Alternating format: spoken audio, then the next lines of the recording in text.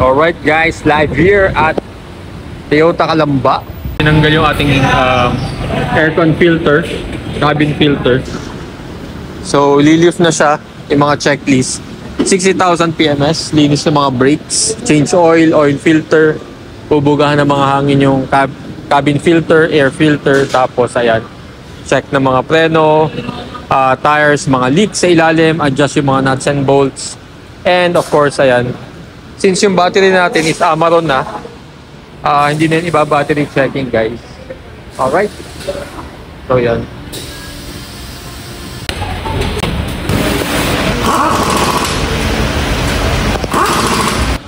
Service advisor area, reception. 11 sila.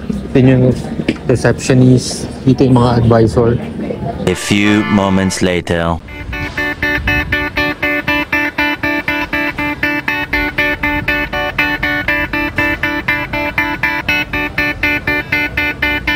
So yun guys, actually 65 odo na tayo ngayon. Pero just like what I've said before kasi, halos 54k tayo nagpa-PMS. And now, pa-PMS ulit tayo kasi every 10,000 tayo. Alright? So yun guys, quickly, pakita ko lang sa inyo.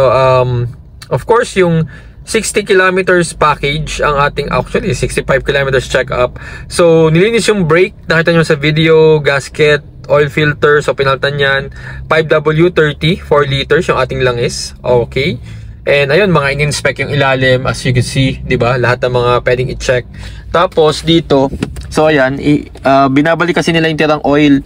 So yun guys, kunin nyo to lagi kasi sa susunod, makakaipon kayo nito. So baka mali nyo, 3 na lang inyong i-charge sa inyo. So ayan. Alright. So ito yung sa oil, di ba? Tapos, itong sa washer fluid, dahil nga lagi ako nagtatap up nito at lagi ako may extra sa bahay. Ayun no, halos hindi ata nabuksan. Baka dahil puno. Oo nga, correct, hindi nabuksan. So, dapat pala, pinaremove ko na lang dito. Pero anyway, okay lang yan. At least meron tayong reserve na sa bahay, di ba? So, ayan, tas yan din. So, yun lang guys, basically checking ng everything. Except lang yung hindi ginawa dito dahil yung battery natin is Amaron na. Wala tayong makikita ka ditong distilled water ng battery or chinek yung sa battery pa, 'di ba? Kasi 500 plus din yun. So kaya ang binayaran lang natin is around actually this is 4,800 pero around 5,000 yung binayaran natin.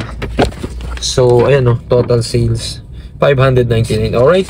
So yun guys, if solid ka sa Toyota, meron tayong discount. 320 less discount. Alright? If stick to one ka, stick to one na kasa. Alright? So basically, that's about it. Tinry akong ofera ng engine wash. So, hindi ko na in-accept kasi 1.4 din yun. So, doon na lang kayo sa trusted yun na car wash. So, kaya-kaya nila yun guys. And baka mas maganda pa. So, ayan guys, medyo madumi yung ating engine as you can see. Kasi nga, nag-uulan. And ayan, pa-engine wash na natin sa mga tropa natin. Alright, so yun guys, Amaron battery. Napalitan na natin yan last time. Nag-vlog ako dyan.